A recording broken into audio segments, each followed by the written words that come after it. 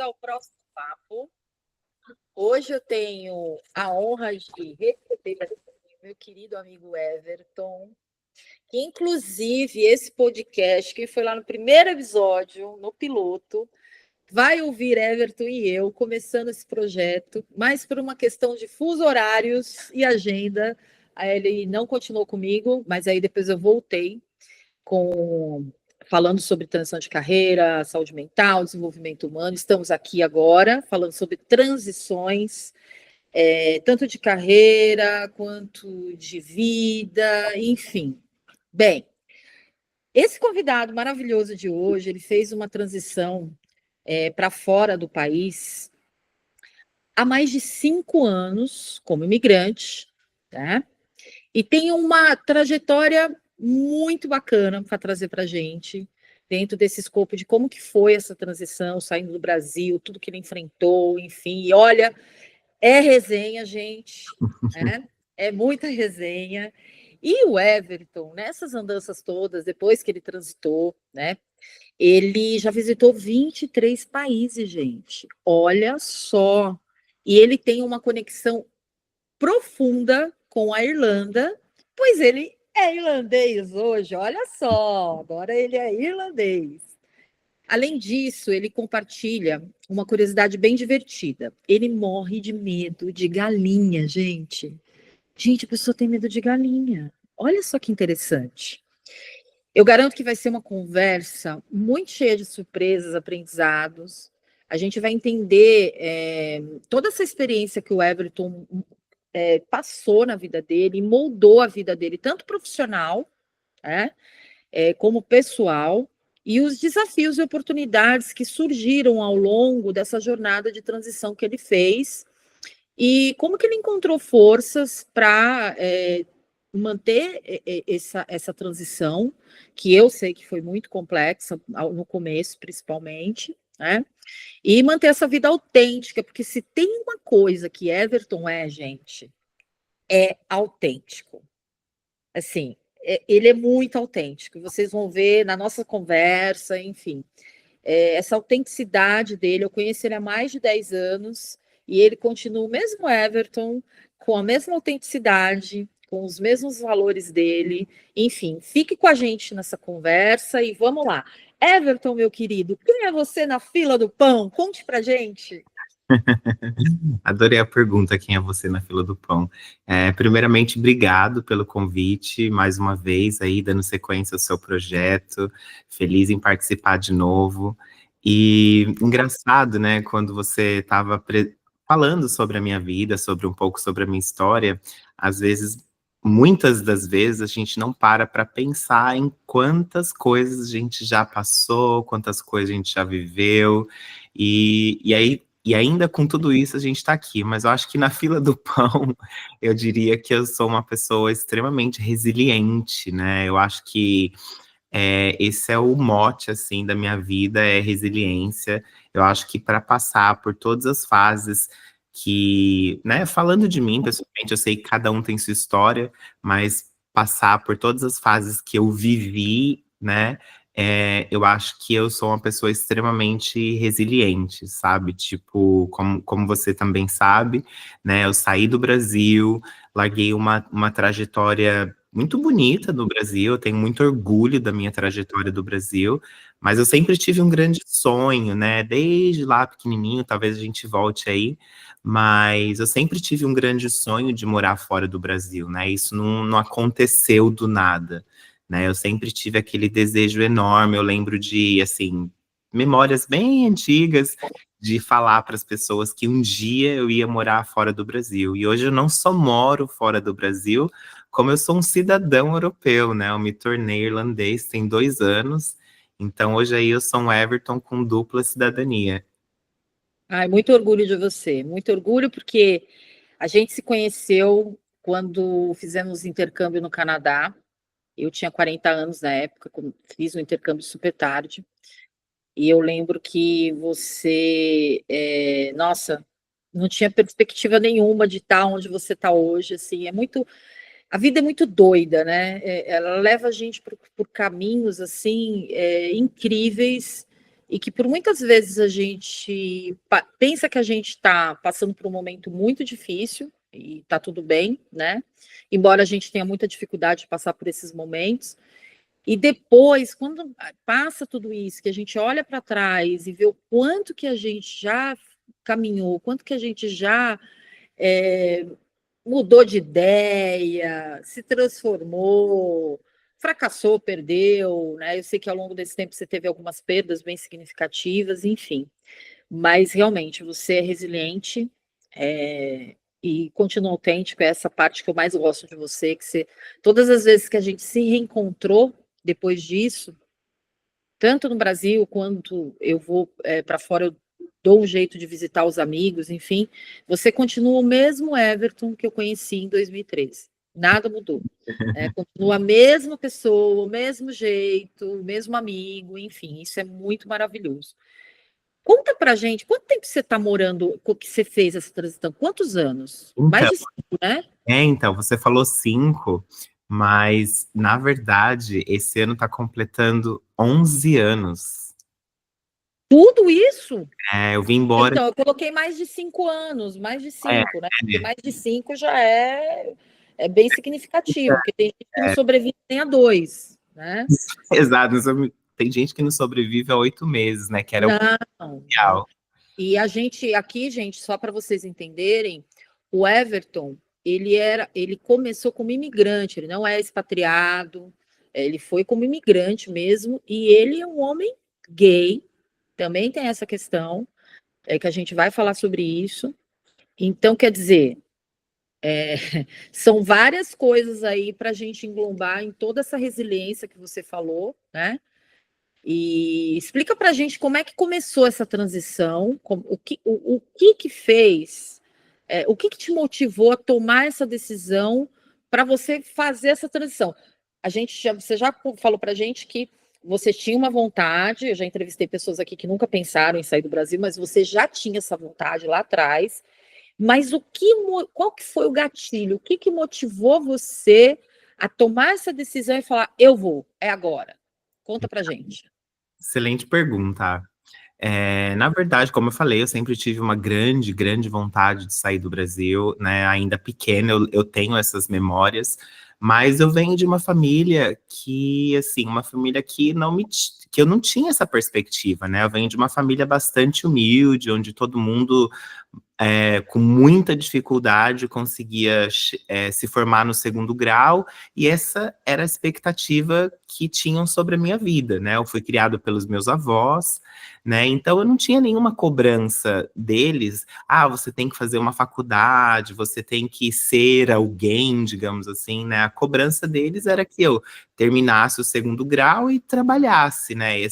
E fosse uma pessoa honesta, enfim, todos esses valores. Mas eu não tinha essa cobrança, eu nunca fui cobrado em casa por ter notas boas, enfim. Mas eu acho que, assim, dentro de mim, parte da minha personalidade, eu sempre quis mais.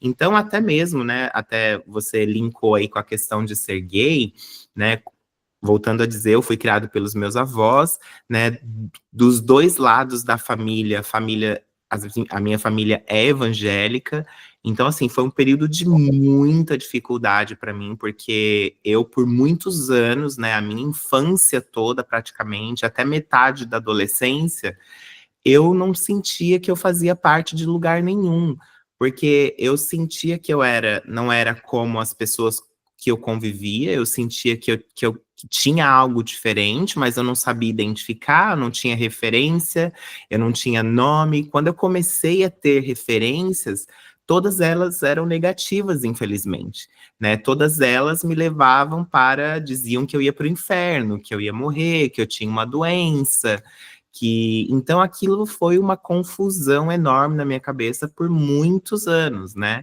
Acho que até o momento onde eu não aguentei mais, eu já tinha quase que 18 para 19 anos, ainda era na igreja, minha vida era trabalho, igreja. Eu passava o maior tempo da minha vida dentro da igreja, porque eu achava que se eu tivesse dentro da igreja, eu estava protegido, Deus, né, na minha cabeça estava vendo que eu estava fazendo bem e iria me curar daquela doença, né? Esse era o meu pensamento. Só que os anos foram se passando, né? Passou a adolescência, já era um homem adulto, 18 para 19 anos, já trabalhava, e eu falei assim, não, né, não dá mais, eu não sou feliz assim, não dá mais para eu esconder, eu preciso viver a minha vida, não dá mais para eu ficar na igreja. Eu contei para minha família, graças a Deus, diferente de muitas pessoas, de muitos amigos até meus que eu ouço histórias, eu não tive uma repressão na minha família, pelo contrário, os meus avós, idosos na época, não entendiam muito bem, mas eu não sofri nenhuma represália, digamos assim, né? Eu fui bem aceito, digamos, né? Eu não tive Bom, esse sofrimento em casa. E aí sim começou minha vida. Então eu comecei a ver que eu não era sozinho, eu comecei a ver que eu não era doente, eu comecei a ver que existia um mundo que eu de fato desconhecia, era completamente assim, obscuro para mim. Eu comecei a conhecer pessoas, comecei a ver o mundo lá fora, ver pessoas, né, conhecer pessoas que eram iguais a mim.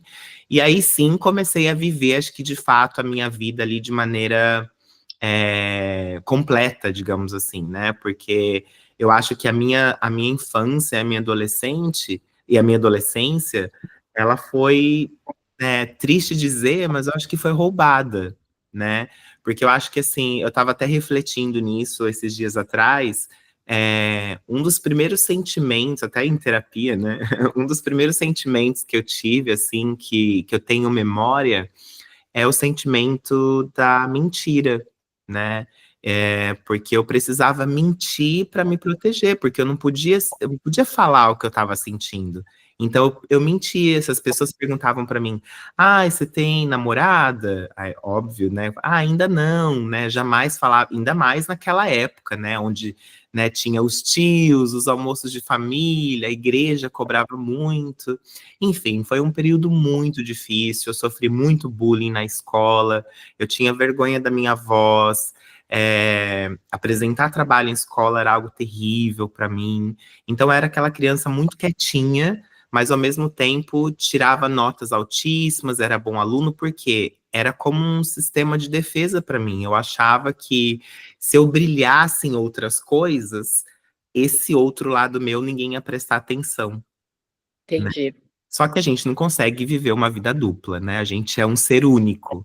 Então foi aí aonde que eu peguei num dia lá de que eu extravasei, falei, vou contar, e contei para todo mundo, e a vida seguiu, descobri esse mundo lá fora, e esse desejo começou a aumentar, porque aí eu comecei, como eu disse, comecei a trabalhar, meu primeiro emprego foi em um escritório, na época eu era auxiliar administrativo, então, e a empresa que eu trabalhava estava com projetos de abrir filiais, né, para fora do Brasil, e eu falei, poxa, né, de repente é uma possibilidade, aquele desejo começou, continuou, né, em mim. Só que eu tinha um grande problema que a gente sabe que é o maior problema, digamos assim, da grande maioria dos brasileiros nesse sentido, né, porque a gente não aprende inglês na escola, né? Não. Então, assim, ou tem a matéria em inglês, mas a gente não sai da escola falando inglês como as pessoas imaginam, né? A gente só aprende, mas a gente não executa, e aí isso vira uma barreira enorme Exato, quando a gente quer fazer uma transição, ou quer morar fora, essas coisas todas. exato. E para mim foi uma grande barreira. Eu tinha uma aversão enorme com o inglês. Eu achava que era muito difícil, que eu jamais iria aprender, que era muito complicado, enfim.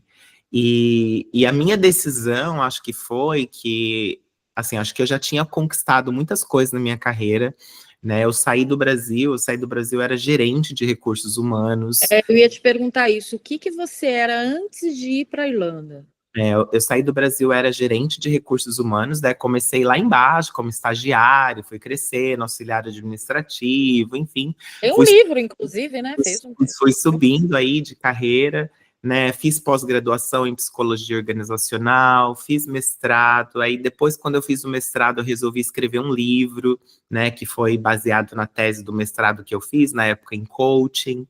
E aí eu achei que eu tinha chegado num momento na minha carreira que, se eu quisesse realmente, né, realizar aquele sonho do Everton lá atrás, que era de morar fora do Brasil, eu teria que aprender inglês, não teria outra saída. Se eu quisesse trabalhar numa empresa multinacional, né, naquela época, eu tinha que falar inglês. E aí foi quando, no momento, eu falei, quer saber? Eu vou fazer um intercâmbio de teste, né, para ver como que é, não vou pedir demissão, vou continuar a minha vida, e vou fazer um intercâmbio de teste para ver como que é essa questão de intercâmbio. E foi aí, não conhecia ninguém que tinha feito intercâmbio, procurei sozinho, e por fim caí lá no Canadá. Eu escolhi Canadá por um momento, por uma coisa muito curiosa, né? Porque eu sou um apaixonado por Nova York e Canadá era muito perto, né? Então eu falei, eu vou ficar um mês no Canadá, vai dar para ir para Nova York toda hora. Então É do lado, é do lado. é uma horinha de voo, Uma né? horinha, é uma ponte aérea, Rio-São Paulo. Rio-São Paulo. Então, assim, eu acho que eu fui muito mais. O meu mindset da época, eu acho que era muito mais essa prospecção de estar perto de Nova York, do que propriamente o aprendizado de inglês. Mas eu fui com o coração aberto. E, infelizmente, né, já tinha essa barreira, essa dificuldade. A escola é uma escola excelente, não tenho nada assim para dizer sobre a escola. Mas eu acho que naquela época ainda, isso a gente está falando de 12 É 11, anos. é 11 anos. Então, as coisas eram bem diferentes ainda. Graças a Deus, hoje muita coisa mudou. Então, eu já como adulto, pagando pelo meu curso, escolhendo viver aquela vida e ainda sofrendo bullying àquela altura da vida. Então, assim, óbvio, eu não falava inglês, então a gente, né, para quem nunca fez intercâmbio, né, geralmente quando você vai no primeiro dia de aula, você faz um teste para saber o nível de inglês que você sabe para te colocar numa sala. E eu lembro de ter respondido, na época, eu sabia algumas coisas de inglês, mas eu não falava inglês. Já tinha viajado para vários lugares na Europa, Estados Unidos, enfim, mas não falava inglês. Então eu coloquei ali algumas coisas que eu sabia. E que hoje eu entendo que naquela época acho que foi um erro. Eu não deveria ter colocado só o meu nome, porque realmente eu não falava inglês, ele começaria exatamente do zero. E aí eu não comecei do zero, me colocaram já numa classe onde era um nível intermediário, se eu não me engano. Uhum. E aí já tinha, óbvio, muitas pessoas melhores, né, com o idioma, já tinham mais facilidade, e eu tinha muita dificuldade, além de não saber. E quando eu tentava me expressar, tentava falar as coisas, eu sofria bullying, né, já falavam que eu tinha voz de mulherzinha, me chamavam de gay, enfim. Então, assim, foi um momento que eu falei, quer saber? Eu tô pagando por isso, eu tô pagando para sofrer. Eu, né, num determinado momento, acho que, sei lá, faltando pouco tempo para terminar, porque eu fui só por um mês, né? O meu intercâmbio era só por um mês. E faltando pouco tempo para terminar, eu já não estava levando as aulas muito a sério, né? Sendo bem sincero. E aí, faltando poucos, sei lá, semanas para terminar, eu falei: quer saber? Não vou mais, vou aproveitar esse tempo que eu tô aqui, vou viajar, vou fazer outras coisas, não vou ficar pagando para ser torturado. E foi o que eu fiz, né? Desisti do curso, praticamente, desisti, não concluí. E aí viajei, fui para Nova York, aproveitei e voltei para o Brasil. Só que quando eu voltei para o Brasil, acho que também deu aquela virada de chave, né? Porque quando eu voltei para o Brasil, a empresa que eu estava trabalhando também fechou, né? A empresa, eu trabalhava já há 12 anos na mesma empresa. E aí fechou a empresa, né? E eu trabalhava no RH, eu costumo dizer que eu fui aquela pessoa que apagou a luz, né? Porque eu, né, participei da demissão de mais de 200 pessoas. Então foi um momento bem conturbado, triste para mim também. E aí, junto com a minha vida profissional, né, eu também tinha um relacionamento de 14 anos, né, que também chegou ao fim praticamente na mesma época. E aí que eu falei, quer saber? É agora ou nunca. Agora Nunca. eu não tenho, né, teoricamente, nenhum vínculo aqui que eu precise estar aqui. Eu tô sem trabalho, né? E olha que eu ainda tentei, viu? Eu comecei a mandar alguns currículos para ver algumas empresas e eu recebia propostas de salários assim, que hoje eu penso e falo, meu Deus, como que as empresas na época tinham coragem de oferecer aquilo como salário? para um Nada mudou. né, com mais de anos aí de experiência, né, Nada mudou. MBA, enfim, né, é muito triste saber que nada mudou.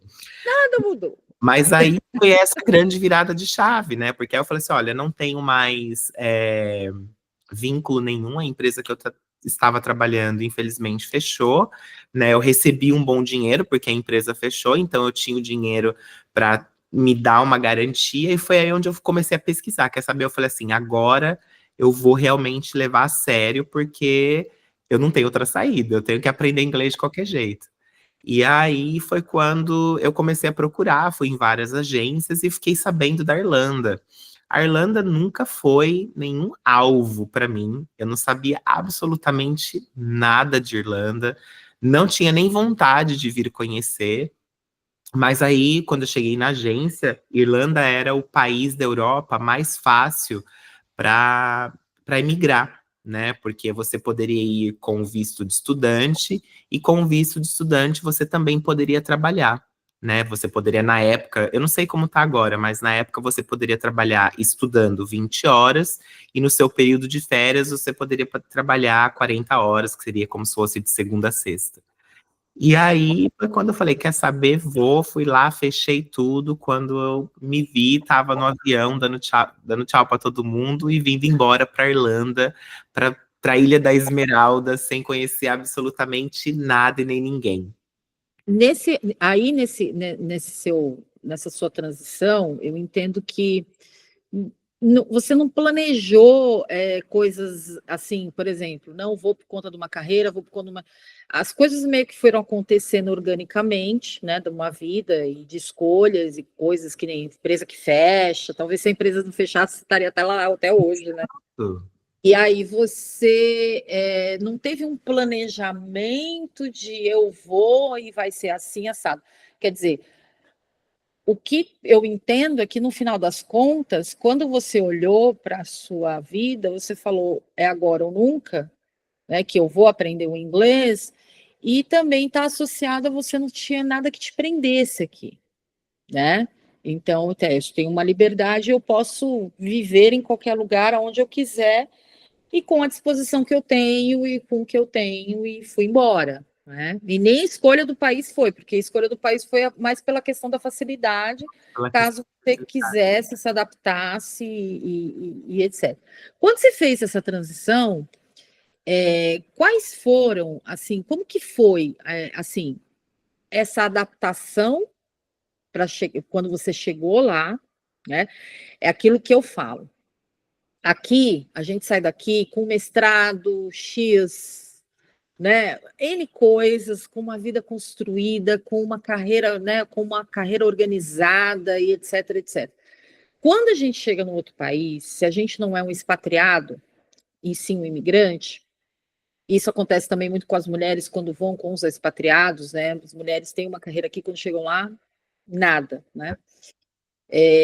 Você chega lá sendo ninguém, né? Como que foi para você essa adaptação e qual o sentimento que você teve, assim, tipo, quer queira ou quer não queira, você deixou uma história, uma carreira lá atrás, para trás. Como é que foi isso? Explica pra gente. Eu não vou romantizar não, viu, Deds? Porque é difícil, é difícil.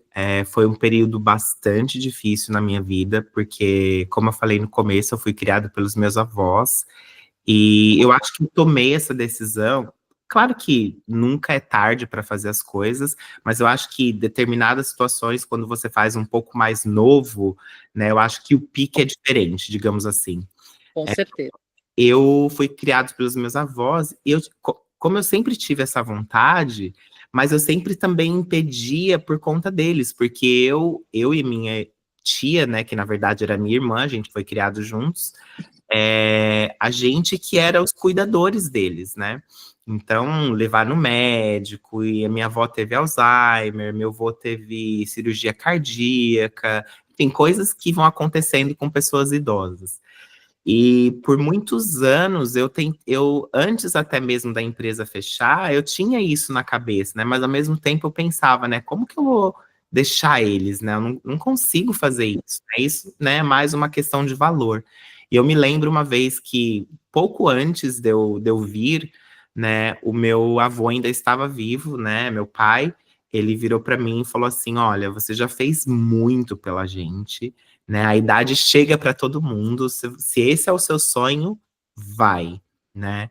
E foi, acho que aquele foi o grande aval que eu recebi para realmente tomar essa decisão e ainda assim deixá-los, digamos, para trás, né? Deixá-los no Brasil e tentar esse inesperado na Irlanda. E quando eu chego na Irlanda, eu cheguei em dezembro, né? Então, assim, inverno, extremamente frio, né? A Irlanda, ela não, ela neva, mas não é sempre, não são todos os anos, né? E no ano que eu cheguei não nevou, mas estava muito frio. E além de tudo, né, a Irlanda é bem conhecida porque chove muito. Chove muito, é. Então, eu cheguei sem conhecer nada nem ninguém. Eu costumo dizer para as pessoas que eu cheguei com 2 malas de 23 quilos e muita coragem, porque a primeira pessoa que eu conheci, quando você fecha, né, um intercâmbio, acho que a maioria é assim, eu tô meio Uhum. fora disso, mas quando você fecha por uma grande temporada, geralmente o país obriga que você tenha uma acomodação, né, que você tenha lá uma casa que você vai ficar até por um período para você se achar. E eu fui para uma casa, e aí eu fiz amizade com uma moça, Elisa, né, que é minha amiga até hoje, né, ela mora lá no Nordeste, e é engraçado que quando você sai do Brasil também para viver, porque acho que quando a decisão que eu tomei, eu lembro que quando eu estava chegando na Irlanda, eu falei, olha, não tem outra possibilidade, tem que dar certo. Não dá para dar errado, porque assim, se desse errado, eu não tinha, infelizmente, para quem eu correr, né? Tipo, a minha família, como eu disse, né? A Sim, família de todo mundo trabalhador, enfim, ninguém tinha dinheiro sobrando para mandar dinheiro para mim, ainda mais em euro na época. pois é. Esse foi o meu pensamento. E aí, claro, né, dificuldade, como você chega, como, né, você falou, você sai do Brasil, todos os seus títulos, todas as coisas que você fez, toda a sua história, você põe numa gavetinha lá e você, malemar, sabe dizer o seu nome, né? Pois é. Então, assim, esse começo, ele é difícil e ele é devastador, assim, para muita gente, tanto é que muita gente não supera, não aguenta, né?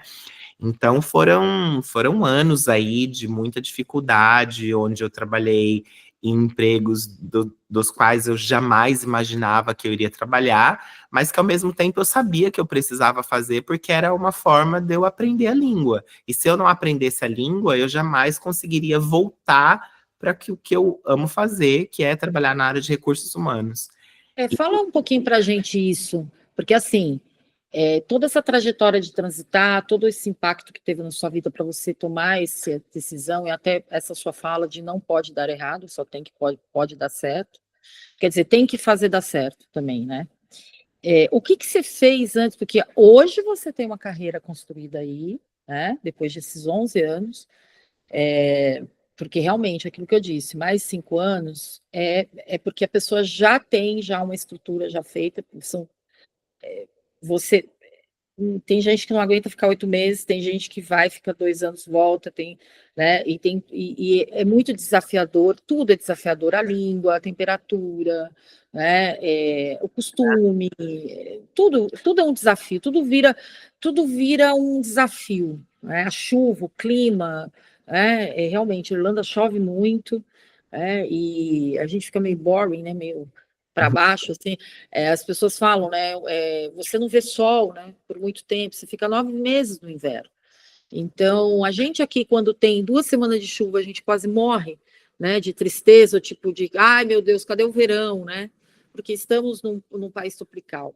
Mas, assim, conta pra gente que hoje, aonde você está hoje trabalhando, a carreira que você construiu, mas o que que você passou antes de chegar aí? O que que você fez? Quais foram as suas funções laborais até você construir tudo isso? Porque eu sei que você estudou, inclusive você foi estudar, né? A língua e etc, etc. Conta um pouquinho para a gente como é que foi isso. Como eu falei, né? Você chega, você não é nada, então você não sabe falar, E não dá para você não, de cara, você não vai arrumar um emprego no escritório ou qualquer outro emprego que você precise que se comunicar com as pessoas. Então, sobram poucas coisas para você fazer. Ou você vai limpar, ou você vai cuidar de criança, ou você vai trabalhar num bar servindo, ou você vai lavar louça, né? Que é os que são chamados aqui de subempregos, né? Eu até acho um pouco pejorativo essa classificação, porque não deixa de ser um emprego, ele é sub para gente que tem uma outra carreira, mas tem muita gente que vive disso, ele é mais um emprego, né? Sim, Mas sim. uma das coisas que eu vim também de cabeça, preparando mentalmente, assim, eu não bebo álcool, né? Então eu falei assim, olha, não que eu não frequente bar, nada disso, mas eu não conheço bebida. Então, eu falava assim, olha, bar é uma coisa que eu nem vou procurar emprego, porque ficava me imaginando ter que equilibrar aquelas bandejas, aquelas pints, né? Na Irlanda o pessoal toma muito, eles chamam de pint, mas é um Pai, copo bem grandão com, acho que é meio litro de cerveja que cabe naquele copo. Então eu ficava bebem bem, né? Eles bebem bem. bem muito, né? Faz parte da cultura da Irlanda a bebida, né? Bebem muito bem. Então, eu pensei, eu falei assim, olha, bar vai ser uma coisa que eu não vou procurar trabalho, mas eu sempre fui muito organizado, não só na minha vida pessoal, como na minha vida profissional também. Então, eu falei assim, olha, eu vou tentar alguma coisa na área da limpeza e vou começar a mandar currículo para hotéis. E aí eu fiquei 4 meses procurando emprego. Não foram fáceis, porque você fica naquela incógnita, né? Que assim, eu imaginava que se eu não arrumasse emprego, eu ia ter que voltar. Por isso que eu falei, tinha que dar certo, não tinha como errar. E aí eu lembro que eu fiz uma lista, fui lá no computador, fiz uma lista de todos os hotéis que tem na Irlanda. Eu morava em Dublin, né? Dublin é a capital da Irlanda, então tem muito turista o ano inteiro, gente do mundo inteiro. Então tem muitos hotéis. Então eu falei assim: olha, a minha chance em hotel acho que vai ser mais fácil. E aí sim comecei a mandar currículo para todos os hotéis possíveis e imagináveis. Além de mandar, eu ia na porta, deixava na recepção, que provavelmente servia de bloco de notas depois, mas, Provavelmente sim. mas por fim, meu primeiro trabalho, depois de 4 meses, eu fui trabalhar num hotel que se chama. A gente está ganhando nada por isso, mas se chama Power Skirt. É um hotel 5 estrelas na Irlanda. A Irlanda tem, se eu não me engano, 2 ou 3 hotéis 5 estrelas. A Irlanda não, Dublin. Dois, Sim. 2 ou 3 hotéis 5 estrelas, e eu trabalhei no que é mais famoso, né? Que ele é até um pouco mais afastado de Dublin. Eu demorava quase 1 hora para chegar no hotel. E assim foi. O meu primeiro trabalho foi como housekeeping, né? Que é limpando os quartos. E assim, eu não tinha noção absolutamente de nada. Eu lembro que eu comecei a trabalhar num domingo. E a primeira vez que eu coloquei o meu uniforme de housekeeping, que eu entrei no quarto, que aí no quarto, né, o quarto chiquérrimo, né, de hotel 5 estrelas, tinha um espelho enorme assim. Aí eu lembro de me olhar no espelho e me ver com aquela roupa de housekeeping e dar aquele gosto amargo, sabe? De que você fala assim, meu Deus, né? Eu já estudei tanto, já fiz tanto, já passei por tanta coisa, e agora eu tô aqui recomeçando do zero, literalmente do zero. Mas aí você põe a resiliência ali, a coragem e vai. E o mais engraçado de tudo isso, que eu trabalhei nesse hotel por quase um ano, e dentro desse um ano, em um dos meses lá, eu fui o funcionário do mês. E eu ri muito disso, porque assim, eu fui o funcionário do mês como housekeeping, né?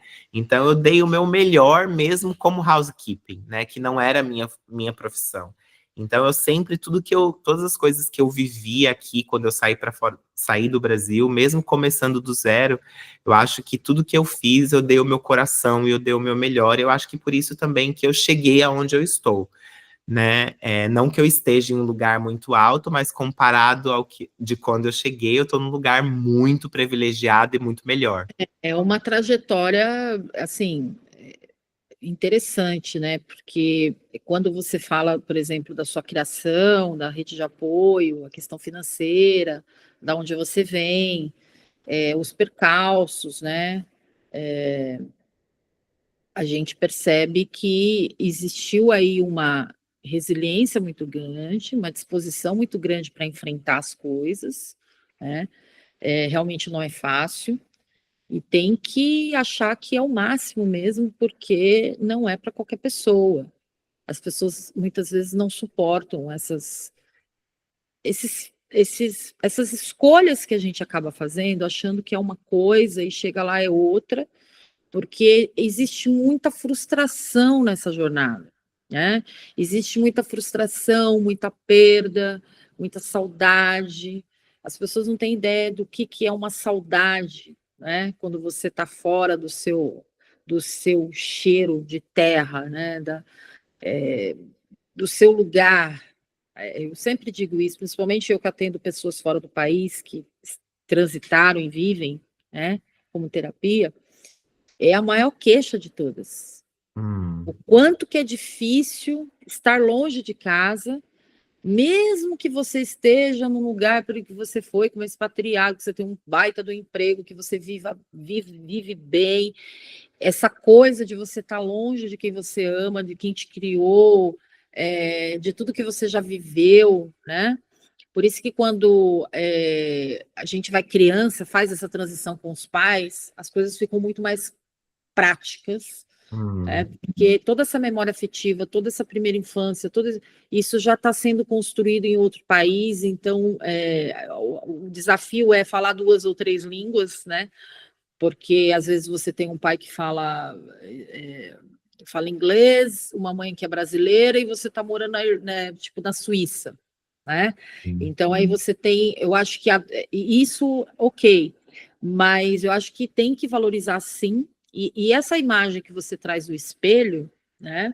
Tem muito a ver com a parte emocional, é o quanto que eu me enxergo hoje, da onde eu estava até e aonde eu estou, e aonde que eu nem sei aonde eu vou chegar. Porque se você ainda sabe, né, você já tem. Não, você estava meio que tipo à deriva, digamos assim, tentando fazer alguma coisa dar certo, que você nem sabia onde ia parar, né?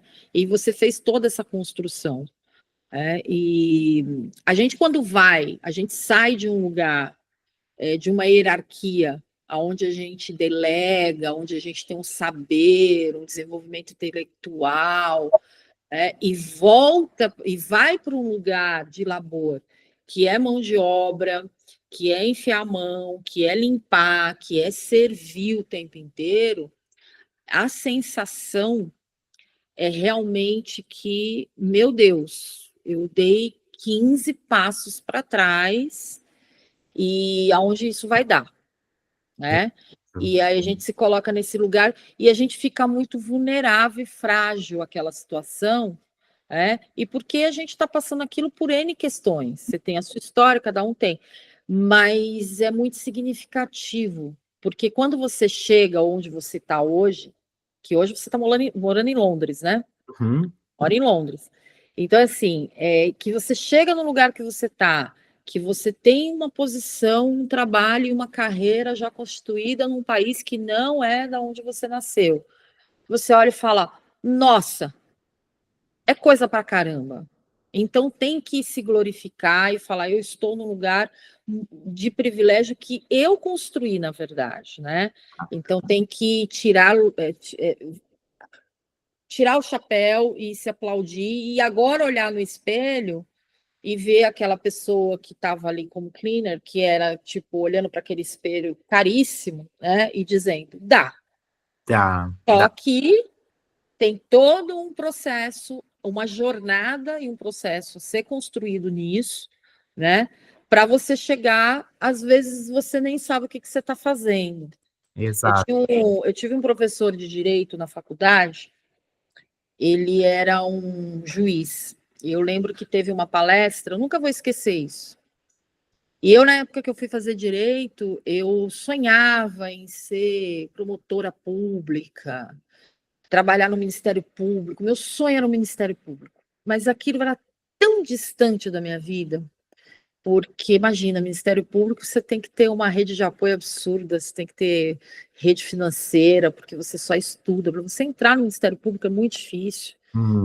E eu lembro dele falando que quando ele entrou no direito, ele não entrou querendo nada. Ele achou que ia ser mais prático porque ele era bom para decorar as coisas. E ele virou um baita do juiz. Olha Porque só. os caminhos foram organicamente sendo construídos, e ele falou, eu lembro dele falando assim: não planejem demais. Apenas vai lá, arrisca e faça. E tenha disposição. Eu nunca vou esquecer isso. Essa coisa da disposição, eu acho que para tudo na vida, é que nem viajar, né? Às vezes você quer tanto fazer uma viagem, mas você não está disposto a passar por aquele processo da viagem, porque é cansativo também, Tipo, né? Não adianta você ter só a grana, você tem que estar disposto, assim, para como tudo na vida. Quer empreender? Tem que estar disposto, porque não vai ter só, não vai ser só louros, não vai ser só coisas boas, né? Então, acho que essa construção sua, você tem que se orgulhar muito disso, né? Por isso que você está aqui contando para a gente toda esse rolê que você deu, né? pois Para é, chegar foi, onde você chegou. foi um rolê, como eu falei, de alguns anos, né? Porque aí eu trabalhei nesse hotel, aí quando eu senti que eu estava um pouco melhor com a questão do inglês, né? Porque mesmo trabalhando em hotel, acaba que o nosso vocabulário ele fica um pouco limitado às coisas que É, acontecem no hotel, né? E eu sempre com aquela questão de que, não, eu preciso mais, eu quero mais, não dá para eu ficar aqui. Porque eu poderia ficar ali trabalhando como housekeeping e ficar trabalhando, né? Mas aí quando eu senti que eu estava um pouquinho melhor, eu falei, não, preciso mudar de área, né, para eu poder exercitar mais o que eu já sei e aprender mais. E aí foi quando eu fui procurar emprego numa loja, numa ótica. Aqui não, porque eu não estou na Irlanda mais, mas lá na Irlanda, o processo de exame de vista, ele é diferente do processo do Brasil. No Brasil, quando você vai fazer um exame de vista, você faz com oftalmologista. E aqui na Europa, aqui no Reino Unido também, eles são o que são chamados de, eu não sei se teria uma tradução para português, mas eles são opticians. Eles entram na faculdade, eles estudam 4 anos, mas eles saem da faculdade especializados em exame de vista. Eles não são oftalmologistas. Eles não podem prescrever medicações, eles não podem operar. Eles são especializados em exames de vista. gente, que doideira, 4 anos. 4 anos. E para não ser médico. Não é médico. Muito. Olha, gente, que coisa. Olha que eu falo. Como é interessante os currículos, né, em outros países, né? Uhum. Dá É, muito. é muito interessante, porque para operar você precisa ser médico, você precisa. Exato. Ter o quê? 5, 6 anos para virar um médico, para ser oftalmo, digamos assim, né? É, Oftalmologistas que querem transitar para o Reino Unido. então. E eu me assustei também. Eu falei assim, nossa, para mim foi bem diferente, né, ver tudo isso, mas por fim eu fui lá com a cara e a coragem, vi uma plaquinha lá que estava precisando de vendedor. E aí eu entrei e pedi para falar com a gerente. Ela falou: "Você tem um minuto?" Aí eu falei: "Tenho." Ela falou assim: "Vamos lá que eu quero conversar com você." Ela me colocou numa sala de teste de exame de vista, e começou a conversar comigo, como se fazendo uma entrevista de emprego. Aí ela Uhum. conversou comigo ali uns 15 minutos. Eu estava vindo da escola, não estava arrumado, não estava nada. E aí ela falou assim: "Você pode vir amanhã para fazer um teste? Você ficar aqui umas 2 horas para a gente ver como que você se sai? Que você vai ficar, tipo, na porta da loja, falando com os clientes que estão entrando, porque lá os clientes entravam, compravam óculos, marcavam exame de vista, enfim, Aham, aquela coisa. Não é como uma loja comum que você só vende, né? Vende, a pessoa vai embora e sai, né?" aham. E aí eu fui lá, fiz o teste no dia seguinte. Quando eu terminei o teste, ela gostou de mim e falou: "Ó, se você quiser, pode começar semana que vem." E aí eu comecei a trabalhar nessa ótica, o que foi para mim o que eu sou assim. Eles sabem até hoje, porque toda vez que eu vou para Irlanda eu passo lá, e eu agradeço demais esse emprego, porque foi ali que realmente eu pude aprender a falar inglês. porque eu tinha contato direto com o público, eu tinha que atender telefone, eu tinha que marcar consulta, eu tinha que falar com pessoas, porque a loja que eu trabalhava, ela fica numa das principais ruas mais chiques, assim, de Dublin. Fazendo uma comparação com São Paulo, para quem é de São Oscar Freire? Paulo, Oscar Freire. Imaginei. Eu Então, sei que rua é essa lá. Eu sei então qual. tipo, na frente da minha loja, era aquelas lojas caríssimas, né, Hermès, É. Prada, enfim. E eu trabalhava ali, então, assim, além de vir muito turista, gente da Irlanda mesmo, mas de todos os lugares da Irlanda, com diferentes sotaques, diferentes jeitos de falar inglês, e eu ali, no meio daquilo, tendo que me virar e aprender Treinou muito ouvido, né? Porque vários sotaques, né? então, eu treinei muito, foi uma grande escola para mim. Então, ali eu fiquei mais 1 ano e 9 meses, quase 2, que aí também já estava terminando a minha questão de visto, né? Porque quando você vai do jeito que eu fui, com visto de estudante, você podia ficar até 3 anos, né, com esse visto. E se você quisesse continuar, ou você conseguiria um visto de trabalho, né, uma empresa que pague por o seu visto, ou você entrava na faculdade. Mas eu falei, ó, entrar em faculdade eu não vou entrar de jeito nenhum. Eu já estudei muito, tô cansado, Chega, né?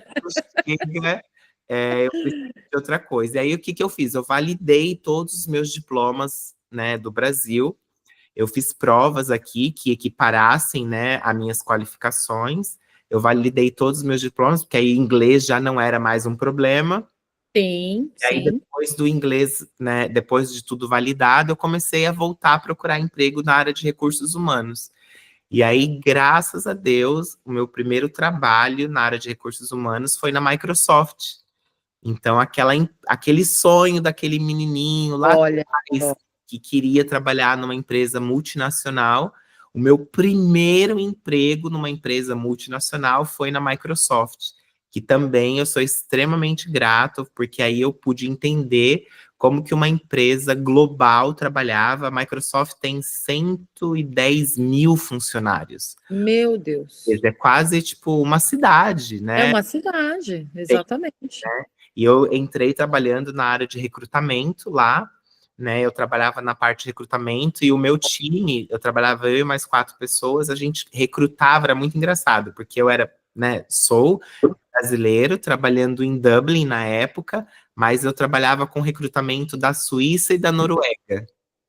Olha que interessante. Uma questão era isso que me faltava, sabe? Era isso que eu queria, de ter essa questão global, de falar com pessoas de culturas diferentes, de aprender com pessoas diferentes. As pessoas que sentavam do meu lado, que eram meus amigos, né, ali de trabalho, eram de diversos países, da Irlanda, do Sudão, do Irã. Nossa, eu conheci gente de tudo que é lugar que você possa imaginar.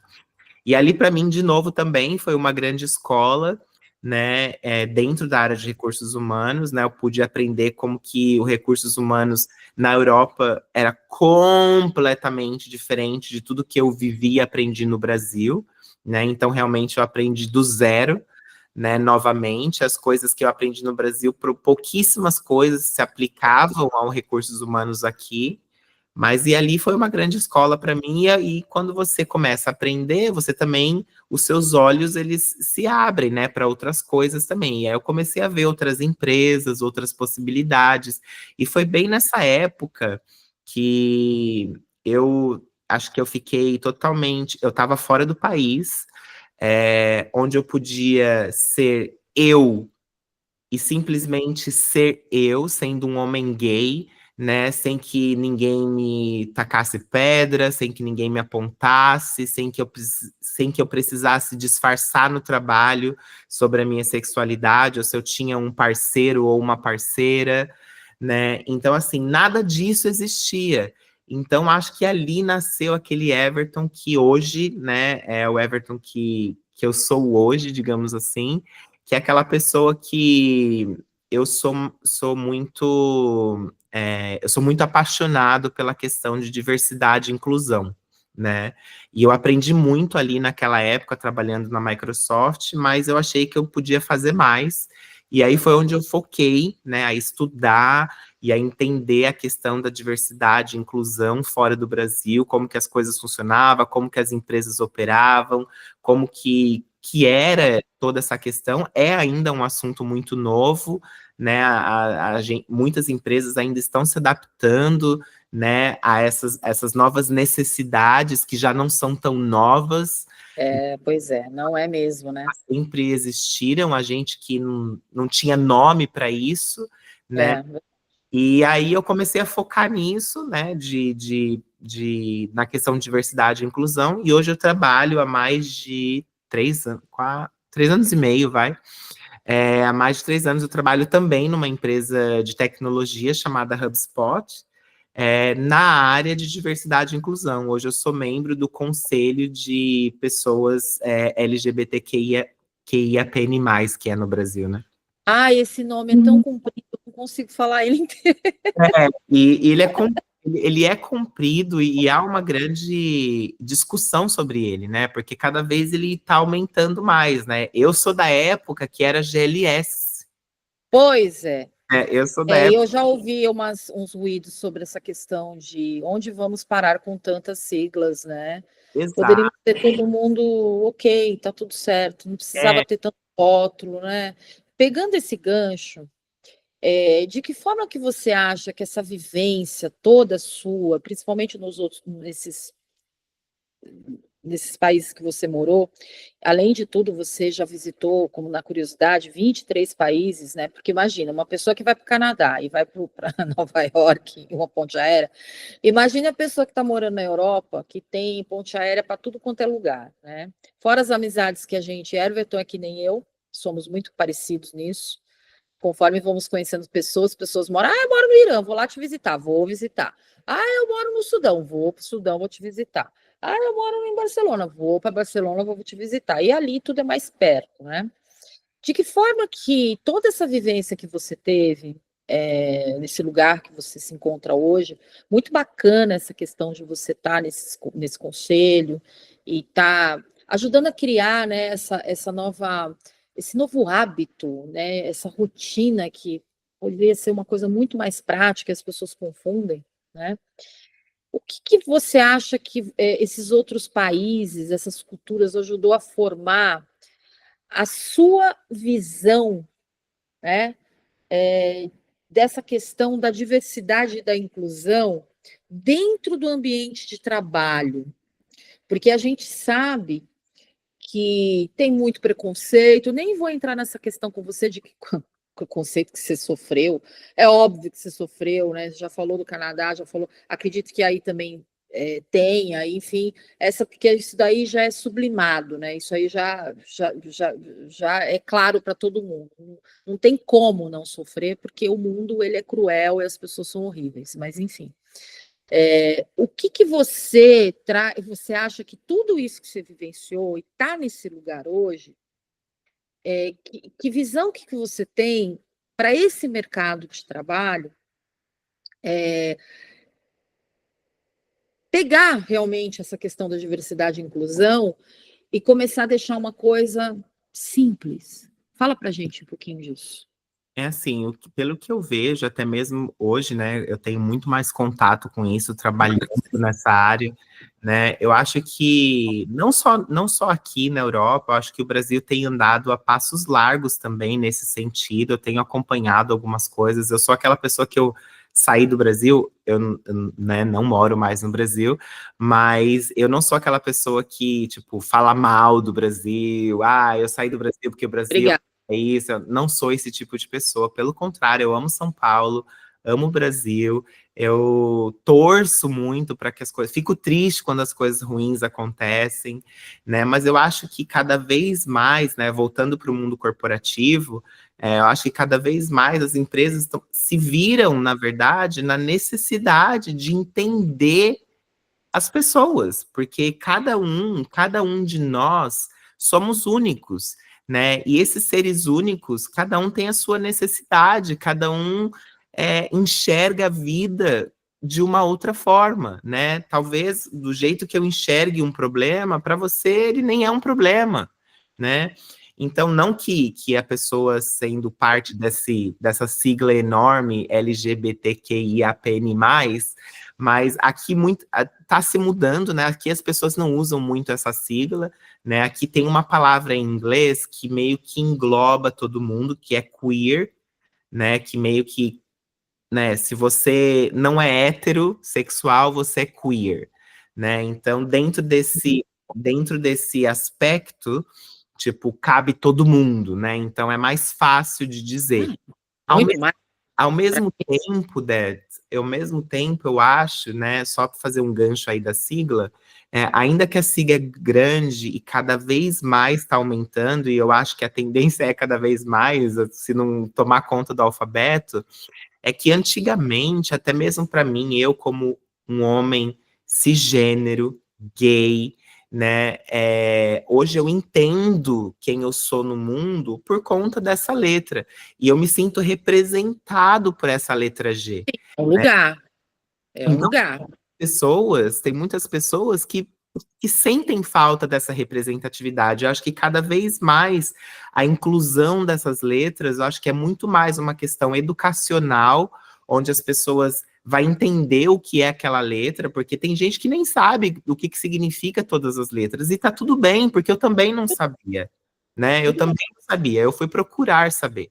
Mas voltando na empresa, as empresas elas se sentiram na necessidade, porque as pessoas, elas são, né? Sejam elas gays, lésbicas, bissexuais, transgêneros, assexuais, pessoas que são autistas, pessoas que têm deficiências neurológicas, enfim, todas essas pessoas estão ali, são excelentes profissionais. Então, quer dizer, por conta dessa forma que a pessoa então eu vou excluir ela da empresa? Não, a intenção, isso é incluir. Então, as empresas ainda também estão aprendendo, nada na vida é perfeito. Graças a Deus, eu hoje trabalho numa empresa com 8.000 funcionários, né, uma empresa americana, né, hoje eu estou aqui em Londres, né, eu morava em Dublin, eu pedi transferência para morar aqui em Londres.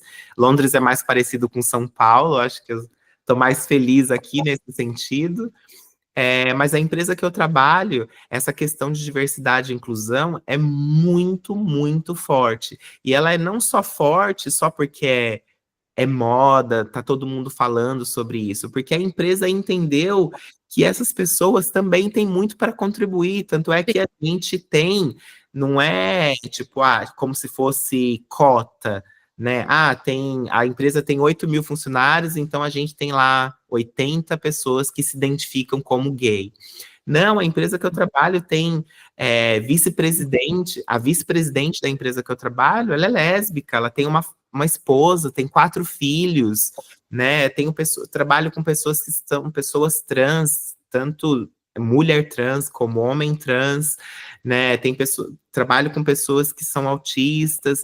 Então, assim, as empresas se viram na necessidade de se adaptar e se reconectar com esse grupo, sabe? Estou ouvindo você falar, né? E estou pensando aqui assim, nessas questões de ter um lugar, e eu acho isso ótimo. Eu acho que a partir do momento que se tem uma sigla, eu acho bom. Até porque a gente vem de um lugar que é que nem o caso das mulheres, né? Essa luta pelo nosso lugar é um verdadeiro inferno. Então a gente parece que nunca a gente consegue ter um lugar e um lugar de respeito, vamos dizer assim, né? Que tem várias causas aí para gente pautar. Mas eu estou ouvindo você falar, essa questão do corporativo, por exemplo, é muito louco, né? Porque as pessoas, elas, antes de você ser uma profissão, eu sempre falo isso, você é uma pessoa. Antes de você ter uma nomenclatura que seja, eu sou advogado, eu sou influencer, eu sou consultor de RH, enfim, eu sou psicanalista, tal. Antes disso, você é uma pessoa, você é um ser humano. E quando a gente vira para o corporativo, antes de você ser um gênero, você é um profissional. Olha que coisa louca, né? Por que a gente não, dentro do corporativo, a gente não pode ser só o que a gente está ali para fazer. A gente não precisa ter um gênero específico para ser bom naquilo que a gente está fazendo.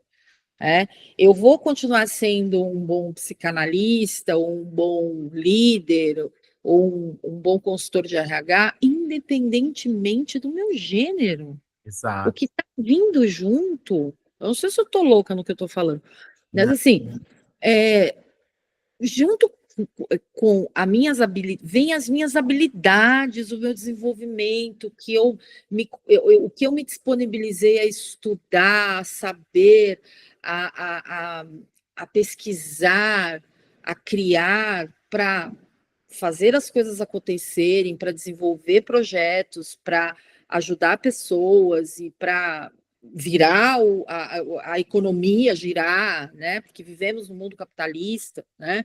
Quer dizer, por que que dentro desse corporativo, para eu ser bom, eu preciso ser aceito por uma sigla, se eu não posso ser simplesmente bom naquilo que eu faço, independentemente do gênero que eu carrego?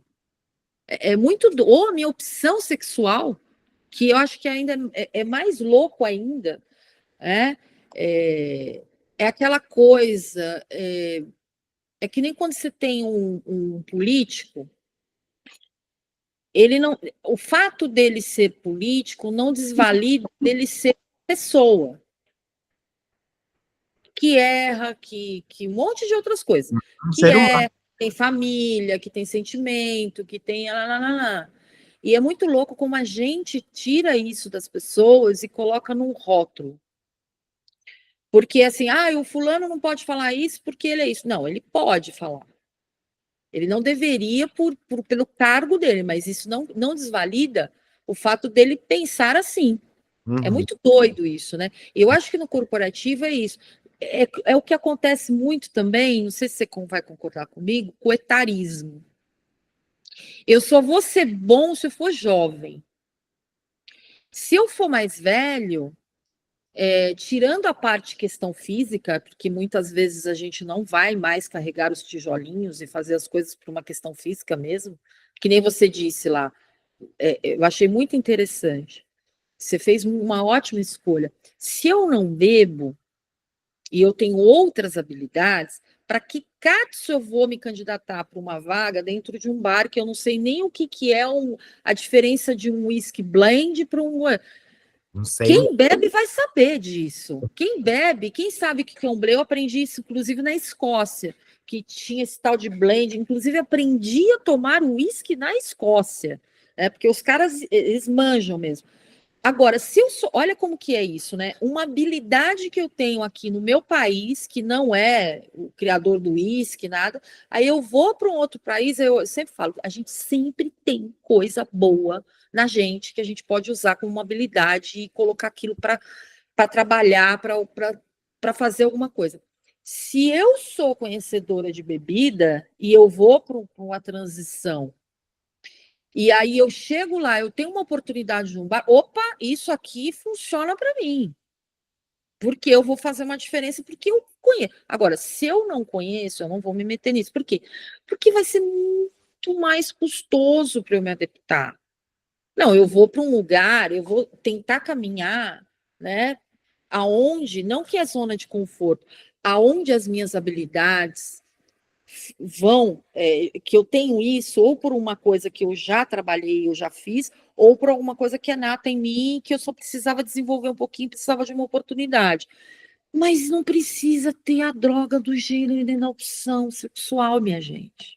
Infelizmente, né, esse seria o mundo ideal, né, amiga? Tipo, a gente Eu sabe sei que eu tô esse meio utopizando o negócio, né? seria o mundo ideal, E a infelizmente. fantasia é o meu mundo, o meu ID aqui está dizendo, meu super ego está dizendo, isso aí seria maravilhoso, mas ó, volta para a Terra, É, entendeu? Porque aqui nesse planetinha não funciona assim, esse né? seria o mundo ideal, né? Como eu falei, infelizmente, ainda não é, né, a realidade de muitos lugares, né? Não só no Brasil, como na Europa também. É claro que aqui existe homofobia, transfobia, Mas, racismo, claro, etarismo, todas essas coisas também existem aqui, mas o que eu vejo, né, morando aqui, né, 11 anos, eu vejo que aqui as coisas, elas são menos, né? A escala, ela é menor, né? Então, assim, que nem, por exemplo, eu lembro no passado, quando eu trabalhava no escritório no Brasil,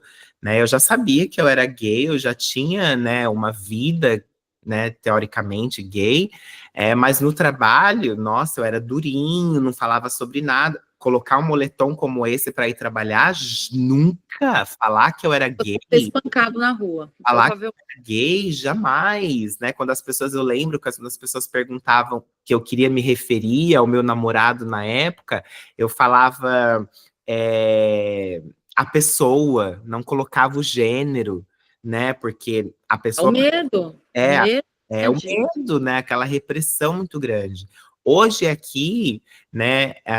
Desde quando eu cheguei, não só agora, mas assim, esse medo ele não existe, né? Aqui, e graças a Deus, né? Já se passaram também 11 anos que eu tô aqui. Hoje em dia a gente já vê a maioria dos filmes, casais, gays, pessoas trans, séries, né? O assunto ele já tem mais referência. a inserção disso melhorou muito. Melhorou muito, e hoje causa, hoje eu consigo conversar, né? Mesmo eu não tendo sido criado pela minha mãe biológica, mas a gente é muito amigos. E eu consigo conversar com a minha mãe sobre qualquer assunto, porque ela vê na televisão, ela vê no filme, ela não é aquela coisa que lá na época dela fantasiou-se uma coisa horrorosa na cabeça dela, porque eu nasci em 81, né? Então, ano que vem eu faço 44. Então, assim, eu nasci bem no ano onde era chamado a peste, a AIDS, né? Que nem se fala mais isso, mas era a doença gay. Então, quando a minha família me aceitou, digamos assim, né? Eu não gosto muito dessa palavra de aceitação, mas quando a minha família Entenderam, né? Quando eles família entendeu sobre quem eu era, o maior medo era esse. Era achar, não, agora ele vai morrer de AIDS, vai morrer na sarjeta, né? E nada disso aconteceu, graças a Deus. E voltando para a empresa onde eu trabalho, né? Hoje, assim, eu e nem ninguém que trabalha lá precisa esconder qual que é a sua orientação sexual, qual que é o seu gênero. Pelo contrário, a gente tem grupos de apoio, né, de funcionários onde se identificam de qualquer uma dessas letras, digamos assim, e para discutir coisas da empresa, para discutir melhorias, produtos, coisas que serão boas para o consumidor, para o cliente, enfim. Então, assim, eles entenderam que essas mentes também são mentes brilhantes, né? Sim, é o que eu falei, você não pode desvalidar alguém pelo gênero ou pela opção sexual. É o que acontece, mas isso é muito cultural, né? Muito enraizado desde os primórdios, que é aquela coisa. É que nem assim, alguns séculos atrás, a mulher ela era burra perto do homem. A mulher não Como podia nem uma votar, mulher não ser inteligente? podia nem votar. Como uma mulher inteligente? Como assim você? Eu escuto isso às vezes.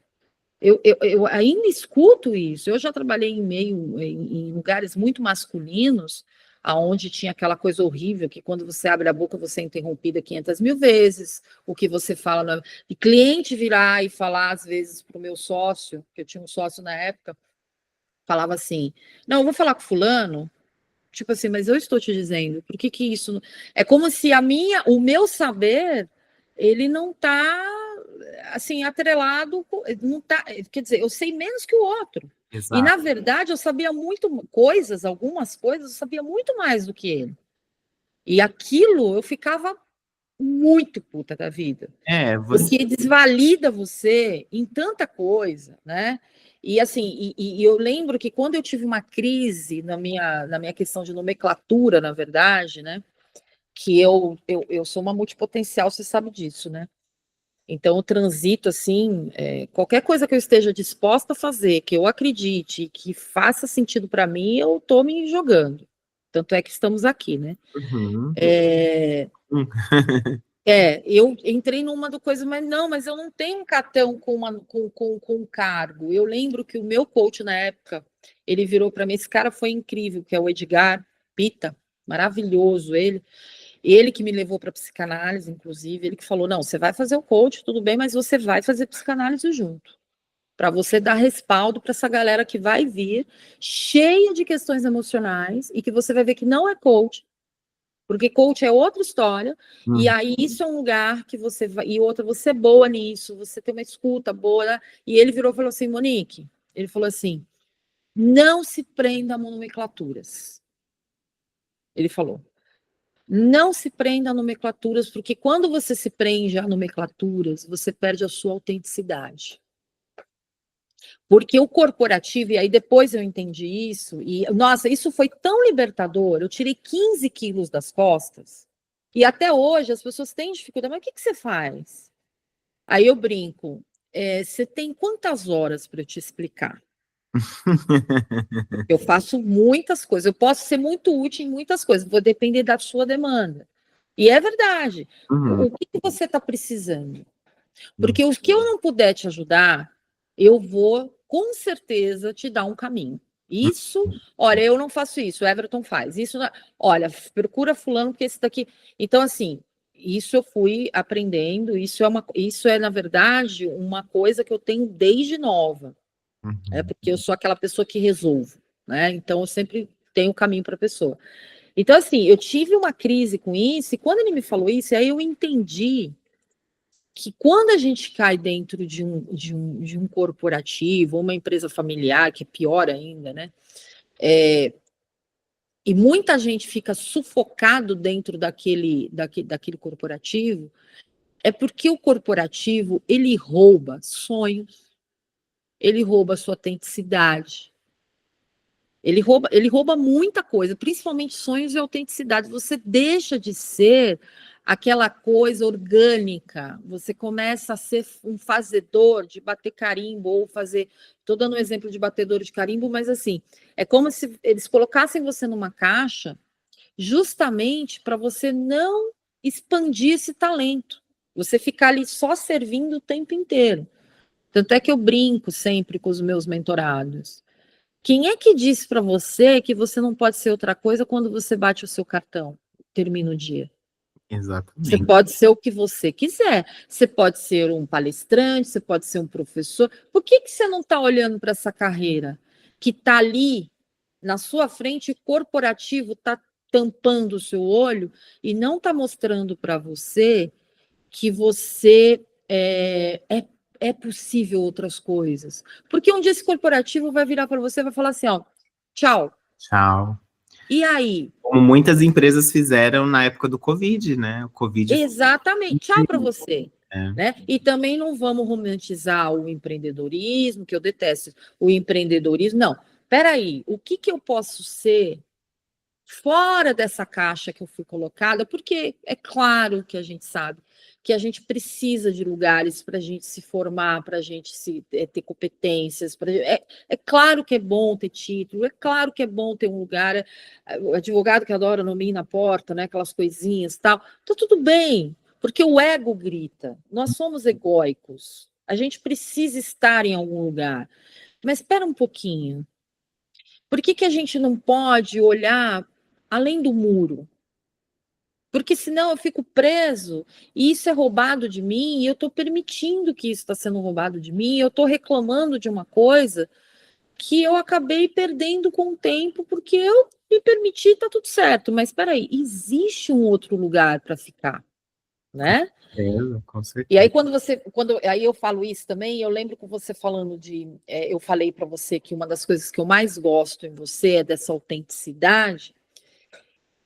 Porque eu te conheço, quer queira ou quer não queira, a gente se conhece há pouco tempo, porque 11 anos é pouco tempo, mas para a gente é muito tempo, né? Mas assim, em questão de idade, né? O quanto que você teve que chegar, que passar por um monte de questões para ser essa coisa autêntica que você é, né?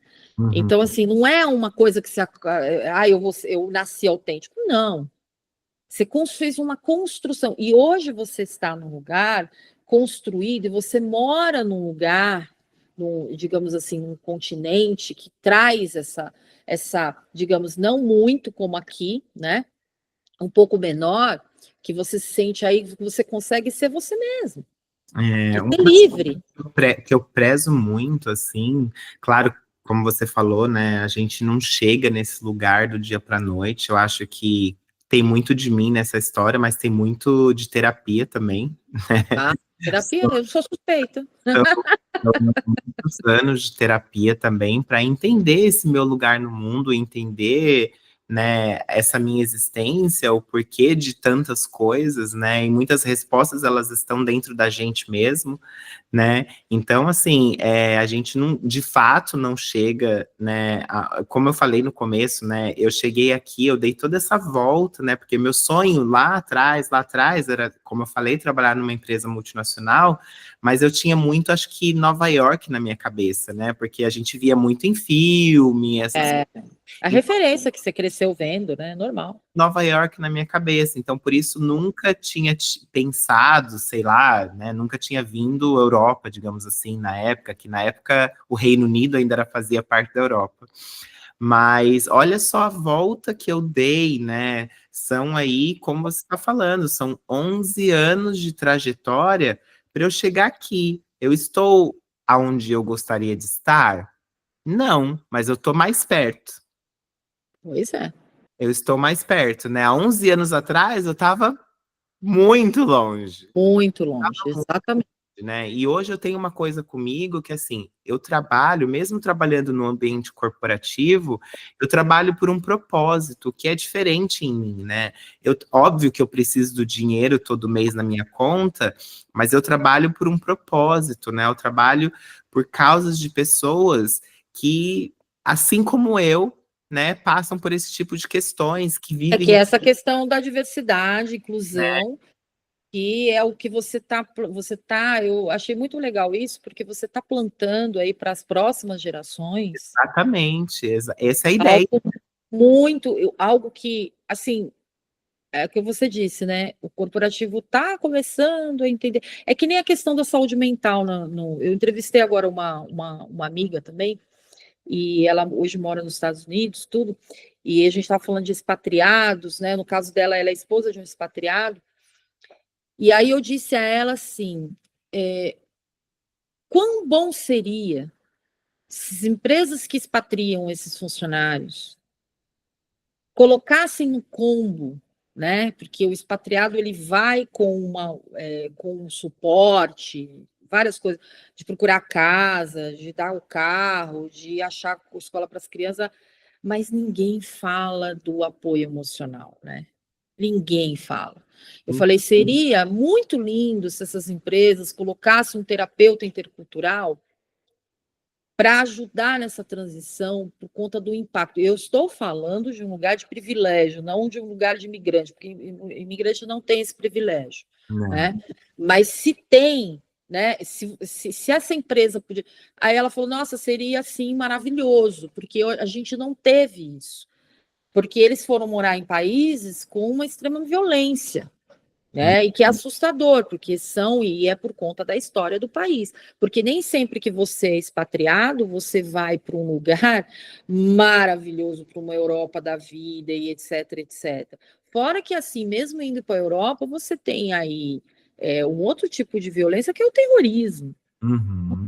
que você tem que lidar, né, com essa coisa de matança em escola, né? Do nada, seu filho está lá, e aí? Ano E não passado mesmo, na Irlanda, teve crime contra um exato. brasileiro, defendeu, né? Tipo, Exatamente. Então, assim, então, o quanto que a saúde mental também é assim, nossa, tá engatinhando, né? tá. Se todas as empresas tivessem esse espaço onde colocassem terapeutas, né, é a mesma coisa da diversidade e inclusão, porque essa escuta não tem esse olhar. Tem, mas é um olhar assim, isso não é importante, Uhum. né? Isso não é importante. É Né? como... Oi? Desculpa, eu te cortei. É como eu costumo dizer, eu, assim, acho que eu tô há tantos anos já, né? Tipo, tô indo pro meu quarto ano nessa empresa, e eu não tenho, assim, nesse exato momento, eu não tenho pretensão de sair. né? É uma empresa onde eu sou respeitado, é uma empresa que está alinhado com os meus valores, é uma empresa que oferece esse suporte psicológico que você mencionou, né? Eu acho que vem muito da questão também da diversidade e inclusão, né? A empresa, como eu falei, tem 8 mil funcionários e a gente está espalhado no mundo inteiro. Então, quer dizer, eu trabalho aqui em Londres, né? Mas o pessoal do meu time e a minha gerente, por exemplo, eu nunca encontrei ela pessoalmente, né? Isso em empresas grandes é normal, é natural. Exato, tipo, todo o meu time e a minha gerente trabalha lá em Boston, né? Até o fuso horário é diferente. Então, todas as reuniões, quando eu falo com eles, é sempre na parte da minha tarde aqui. Mas a empresa ela oferece, oferece atendimento psicológico, a gente tem todo esse suporte, e é por isso que eu falo assim, claro que também sou um privilegiado, trabalho numa empresa privilegiada, infelizmente, Hoje, né? é, Aí é que tá, hoje. e infelizmente, ainda hoje, não são todos os lugares, não são todas as empresas, não são todas as pessoas que recebem esse tipo de suporte, né? E ainda assim, mesmo a empresa sendo, né, todas essas coisas que eu falei, tendo todos esses benefícios que eu gosto muito, né, de trabalhar lá por conta de tudo isso, né? E mesmo assim a gente tem problemas, né? Mesmo assim, vira e mexe acontecem coisas, né, tanto voltado para a questão psicológica, voltado para a questão de diversidade e inclusão. Recentemente mesmo, a gente tem alguns funcionários que são pessoas trans, e tinha uma mulher trans que trabalha, né, no setor de atendimento, e ela estava sendo, pelo cliente, o cliente não estava usando o pronome dela corretamente. E assim, e a gente está falando da Europa, de pessoas daqui, de pessoas que Pois têm é. certo conhecimento. Coisa de pronome é um problema. As Então, pessoas têm dificuldade, né? tem. Já tinham dificuldade na escola. Imagine agora para poder se comunicar com as outras pessoas. Mas é o que eu sempre falo, Débora, assim, eu e você, né, dando nosso exemplo, né, a gente não tem essa diferença enorme de idade, mas a gente vem do mundo que eu fiz datilografia, não, você fez datilografia, não fez? Isso. É, hoje a gente está aqui, tô em Londres, Londres, são meia-noite e meia, você está aí no Brasil e a gente está se vendo. A evolução aconteceu. A gente não se adaptou com a evolução?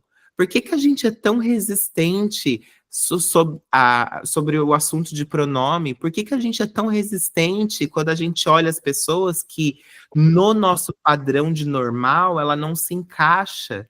Né? A gente hoje, dei esse exemplo para minha mãe. Eu falei assim, mãe, há anos atrás a senhora nunca pensou em ter um smartphone. Hoje a senhora mexe no Facebook, a senhora olha a receita no YouTube. A senhora não aprendeu? A senhora não nasceu sabendo. pois Essa é. geração de agora já é a geração do tablet, a geração do smartphone, mas a nossa geração não era. E a gente não foi se adaptando, a gente não foi se aprendendo, as redes sociais foram surgindo, as tecnologias foram ficando mais avançadas, e a gente foi aprendendo com tudo isso. Só que tem pessoas que, infelizmente, ainda são resistentes a isso, e elas vão continuar sendo. Não vão, Eu não vão quero brigar continuar, com as pessoas. porque existe uma preguiça. É o que eu costumo sempre É dizer. uma preguiça emocional. Isso É o que eu costumo dizer. Ninguém é obrigado, e eu nem peço para ninguém o direito de aceitação. Ninguém tem que me aceitar, ninguém tem que aceitar nada. As pessoas elas precisam somente respeitar. Da mesma forma que eu respeito você como mulher e as suas escolhas, você tem, tem que respeitar como ser humano. tem uma coisa sobre esse aceitar que é meio doido, mas eu vou falar aqui, depois eu vou até fazer um corte dessa conversa que a gente está tendo aqui nesse pedaço. A gente, entre aceitar e entender, são duas coisas diferentes. Se as pessoas pudessem começar a exercitar isso, seria muito bom. Porque é assim, é o que você disse na sua fala. Eu não estou pedindo para ninguém me aceitar. Você só pode entender, porque quando você entende, não necessariamente você aceita. É meio louco isso, mas é verdade. E às vezes você até entende as coisas. Porque quando você começa a entender, você começa a criar um entendimento do respeito. Porque o que está atrás dessa palavrinha de respeito? É o entender, não é só o aceitar. Porque as pessoas, elas usam muito essa coisa do respeito. Ah, não, eu te respeito. O que ela está tentando, que ela diz? Assim, bem sublimamente. Eu te aceito. Não exatamente. Porque nesse respeito existem dois polos. Eu posso te respeitar te entendendo e te respeitar te aceitando. Olha que coisa interessante. E muitas vezes, até eu mesmo, com outras coisas minhas, sou hétero, vai ter coisa que eu vou aceitar porque eu não ou não tenho outra opção e eu também não quero entrar no embate, aí atrás desse aceitar tem várias coisas, ou simplesmente não, eu vou aceitar, mas eu não vou entender. E nem quero. E vice-versa. Eu vou entender, porém, eu entendo o que você disse. É a mesma coisa de falar, eu respeito o que você disse, porém eu não aceito. Olha que coisa interessante, quando você transita entre essas duas questões, você começa a fazer um exercício que é o exercício de respeitar o outro, mas não se colocar nesse lugar, porque tem muita gente que aí existe uma hipocrisia e uma postura, assim, de até dizer que é o que bate nas suas costas e no fim não está aceitando nada daquilo que está acontecendo. As pessoas, não, imagina, eu respeito o mundo gay, eu respeito as mulheres. Atrás esse respeito, existe esse entre aceitar e entender. Você respeita porque você entende essa posição, ou você entende o que está acontecendo, ou você entende esse lugar dessas pessoas, ou você realmente as aceita? Porque são duas coisas diferentes. Subiu até os balãozinhos, hein? Esses efeitos, né? Então, quando a gente tem esses dois polos, dá um nó, tem gente que dá um nó quando eu falo isso. Nossa, eu não tinha pensado nisso, porque isso é fato, gente. E isso é didática, isso é conceito. Nem tudo eu tenho que aceitar, nem tudo eu tenho que entender. Eu tenho que escolher o que eu vou fazer. Porque nem sempre essas duas coisas, claro que existem pessoas que aceitam e entendem ao mesmo tempo. Ok, só que isso está por trás do que? A cultura dessa pessoa, a vivência dela, o olhar dela, mas a maioria das pessoas, elas tendem a se colocar nessa questão do respeito, mas elas não aceitam. E muitas vezes não aceitam e não entendem. Essa é a grande verdade. E aí, o que são essas pessoas? Que é onde eu quero chegar. São pessoas preguiçosas intelectualmente, pessoas que não se dão o trabalho, né, de usar um pouco do consenso, e uma palavrinha que está muito fora de moda há muitos anos, que é um negócio chamado bom senso. Ninguém tem mais bom senso. O bom senso, ele foi riscado. Bom senso, considerações. As pessoas não consideram mais as outras, elas não têm bom senso com as outras pessoas, nem com os seus comportamentos. Elas riscaram do dicionário, é como se essa palavra nunca tivesse sido usada e ela nem existe. É muito doido isso. Porque as pessoas, hoje a gente vive num planeta que a gente não quer diálogo, a gente quer discutir. É o embate. O tempo inteiro a gente tem que estar reagindo. Ganhar, né? Um ganha. Não, porque eu vou ganhar de você. Não, porque eu. Até o tom na hora de falar. Né? Então é muito louco isso, porque, infelizmente, agora que eu estou virando uma educadora, que eu estou terminando minha pós-docência, e eu fui para a pós-docência e realmente eu não estava louca. Porque quando você vai para as pós, né, outra coisa, você fala, nossa, eu estou no caminho certo, porque realmente o valor me pertence, eu não estou louca, estou indo no caminho certo, porque a minha missão é educar hoje. Educar pessoas. E educar emocionalmente. O que significa isso aí que eu estou falando? É bem didático. Entre aceitar e entender o que é esse. O que está atrás dessa palavra respeito? Que muita gente, é muito fácil, né, falar respeito. É aquilo que eu ando falando direto. Falar até o papagaio fala, né? Mas o que está por trás dessa fala e dessa palavrinha? Essa é a questão. E que você, às vezes, está ali no embate, ou você está ali na convivência desse mundo maluco, e você não percebe o quanto que você ou não está aceitando e nem respeitando essa pessoa, desculpa, não tá aceitando e nem entendendo, porque aí você não respeita mesmo, ou se você vira e fala, peraí, eu posso aceitar e não entender uma coisa que não entra na minha cabeça, por N motivos. Ou Uhum, eu posso simplesmente entender e não aceitar. exato. É simples assim, É, né? uma coisa que eu sempre falo, assim, que sobre a questão do respeito, né, que nem, como você falou, tem essa diferença mesmo, né, e hoje em dia, né, o Everton de hoje, eu acho, óbvio que eu busco respeito, né, eu não busco aceitação de ninguém, mas eu busco ser respeitado, mas uma coisa que o Everton de hoje sobre o que você ou qualquer outra pessoa pensa sobre mim, diz muito mais sobre você, não diz sobre mim. Ah, não, isso aí é. Então, quer dizer, se você Isso não aí quer é fato. tá, se você não quer gostar de mim, se você não aceita como eu sou, do jeito que eu vivo, não é meu problema, meu amor. Não é meu problema. Graças a Deus, não é meu problema. Isso é muito bom, isso chama maturidade, experiência, né? E assim, para a gente ir caminhando para o nosso final, durante esse período que você fez toda essa transição, essa trajetória maravilhosa que você tem, quais foram as maiores surpresas e aprendizados que você teve com essa experiência toda de ter feito essa escolha e ter tido a coragem de fazer dar certo? Porque você fez dar certo. É, obrigado. Não vai me fazer chorar. Começo a pensar muito, eu abro o berreiro a chorar.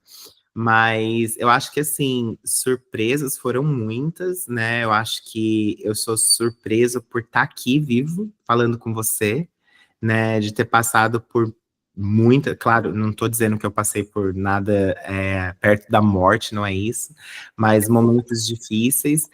Mas acho que o que mais me surpreendeu, como eu falei para você, é a questão que eu não sabia o quão resiliente eu era, né?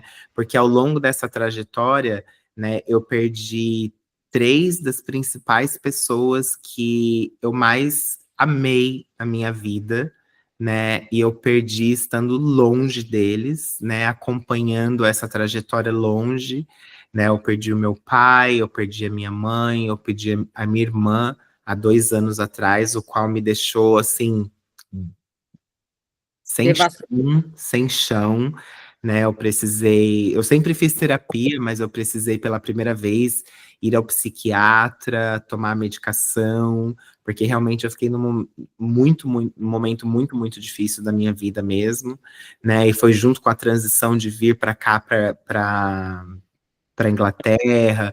Então, assim, foi um período muito difícil, mas eu acho que tirando essa parte ruim, né, para a gente não fechar com a parte ruim, porque ela tem todo e vai existir sempre, mas eu acho que o fato da grande surpresa que eu tive comigo é o que eu falei, com a minha coragem e com a minha resiliência, porque como eu falei, eu cheguei há 11 anos atrás com 2 malinhas de 23 quilos e muita coragem, né? E eu acho que essa coragem eu não perdi. Teve momentos que eu esmureci, teve momentos que eu chorei, teve momentos mas eu nunca pensei em desistir. Muito bem. E assim, para a gente finalizar, o que que você diria para as pessoas que estão querendo transitar para outro país e que se sentem insegura, principalmente com a sua identidade sexual? Porque sabemos que aí tem muitos percalços, né? Tirando a fato de, isso para mim é muito claro, né? Você tem que ir para um país que você domine a língua, porque senão você vai apanhar mais, né? Vai demorar mais para você se adaptar e se incluir, e várias coisas, né? Tirando a parte da língua, o que que você, de dominar a língua, né? Que você vai resolver transitar, o que que você diria para essas pessoas que têm essa insegurança de ser um imigrante, ir como imigrante, e também por conta dessa questão da identidade sexual? O que que você diria para elas? Qual que é a mensagem que você quer deixar? Eu acho que, sim, o mais importante para mim, né, e é o que eu falo para a maioria das pessoas, que muita gente me pergunta, é a questão de você vir, primeiramente, aberto ao que vai acontecer. E quando eu falo aberto ao que vai acontecer, porque vão acontecer muitas coisas boas, mas vão acontecer coisas ruins também, né? Então, quando a gente está aberto para isso, sabendo de que pode acontecer, acho que as coisas elas ficam menos pesadas. Não é que elas ficam leves, elas ficam menos pesadas, porque eu acho que, infelizmente, não deveria, a sua identidade sexual não deveria ser uma questão, né? Mas a gente sabe que é, né? Mas eu acho que, principalmente para esses países, como eu falei, eu visitei 23 países, né, desde que eu saí do Brasil, né? Estive em países que são extremamente muçulmanos, extremamente homofóbicos, né? Eu pude vivenciar isso, né? Graças a Deus, não tive nenhuma experiência ruim, né? Mas para essas pessoas que têm essa vontade, né? Assim como eu tinha lá quando eu era pequenininho e tudo para mim não passava de, sei lá, um grande devaneio, né? E aconteceu, eu fiz acontecer, eu criei a minha oportunidade, eu corri atrás da minha oportunidade. É que nem eu falo, eu vi um filme há um tempo atrás que chama Self-Made. Eu não lembro agora o nome da atriz, mas ela é bem famosa, que ela começa, é, ela, ela é negra e ela tem o cabelo bem afro, e ela começa a desenvolver um produto para deixar o cabelo mais bonito, digamos assim, para na época deixar liso. Uhum. Ela é um sucesso e de repente fica milionária, e é uma história verídica, inclusive. Ah, eu já sei que filme que é esse. É É, ótimo. é ótimo esse filme. Eu me vejo muito, né? Eu me identifiquei muito com esse filme quando eu assisti, justamente por isso, porque quando eu vim, né? Eu por muito, né? Quando eu tomei a decisão, a minha família inteira falou: Imagina, como que você vai deixar o Brasil? Aqui você tem isso, é aquilo, você tem seu carro, você tem seu apartamento, você tem tudo que você vai cheirar lá, né? Eu lembro da minha avó falando isso. Mas não era o que eu queria, eu tinha aquele sonho, né? Eu queria correr atrás daquele sonho. Então eu vim aberto, então eu sabia que eu ia passar pelo momento lá da limpeza, eu sabia que eu ia passar pelo momento lá da humilhação, né? Eu já estava, né, sabia que ia passar por tudo aquilo, mas eu acho que quando eu vim aberto e eu trabalhei a questão da minha resiliência, e claro, terapia sempre, né? Eu faço terapia já há muitos anos, né? E é uma coisa que eu não largo, não abro mão, porque Eu deixo de pagar a conta de é, é, um, luz, é um água, processo, mas né? deixo de pagar. A gente é muito tão preocupado, a grande maioria das pessoas é tão preocupada com a aparência externa, né? E assim, eu tenho que estar com a barriga tanquinho, eu tenho que ter músculo, eu tenho que estar com a perna tonificada, mas a gente esquece da nossa saúde mental, que é o que mantém esse corpo, né? Que é o que mantém esse corpo, e a gente vai deixando para cá, para lá, e a gente é bombardeado todos os dias por tantas coisas, né? A gente é influenciado por tantas coisas. Se liga a televisão, você é bombardeado por um monte de notícia.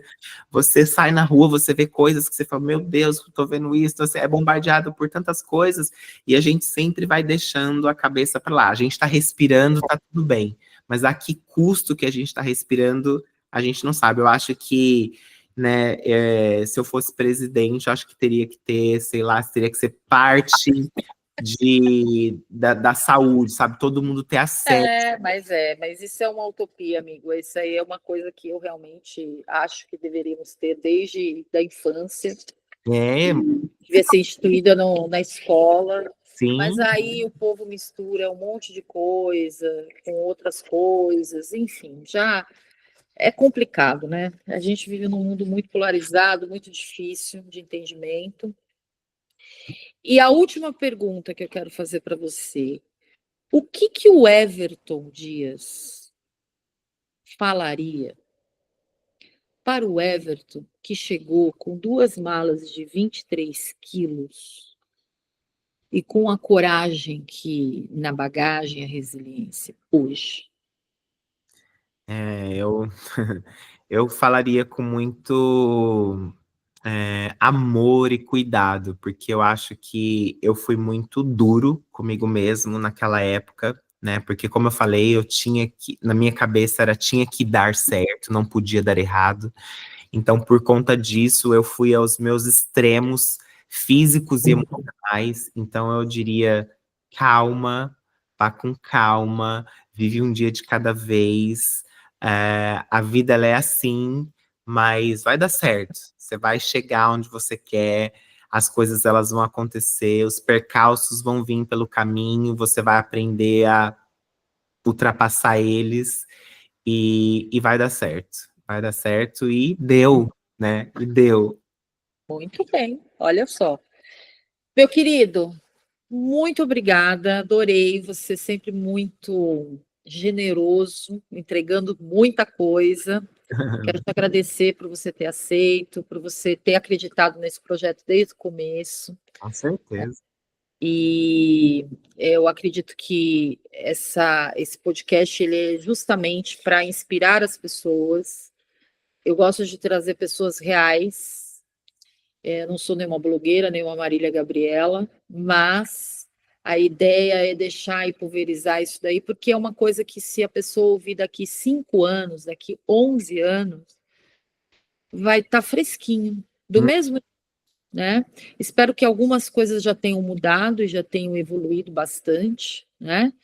Vamos com essa esperança, deixar essa esperança sempre no ar, mas eu acho que a ideia realmente é trazer essas inspirações e mostrar que tudo é possível, e que a gente tem histórias e escolhas que a gente faz parte, né?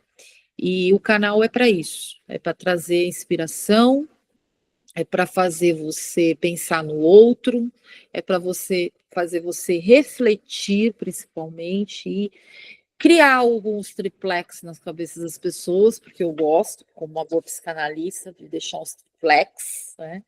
Porque o nosso cognitivo, nossa maneira de pensar no mundo precisa mudar. A gente precisa abrir mais espaço para coisas novas, diversas, incluir coisas que a gente não está acostumado, inclusive ficar desconfortável.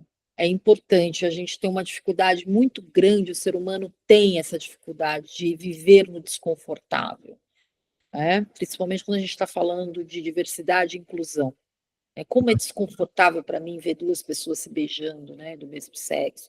Como é uhum. desconfortável para mim ver uma pessoa trabalhando e sendo melhor que eu e tendo outra opção sexual, né? Tem muito a ver com o desconforto do outro, né, independente do gênero. E é isso. Imagina, eu que agradeço de estar aqui de novo. Você sabe que eu sou um super fã de você, né, dessa mulher múltipla que você é, e vida longa aí para esse projeto. Obrigada, meu amor. Bem, meus ouvintes queridos, eu vejo vocês no próximo papo. E que vocês sejam mais inclusivos e que vocês aceitem mais as diversidades da vida, sendo qualquer uma que seja. Até o próximo papo.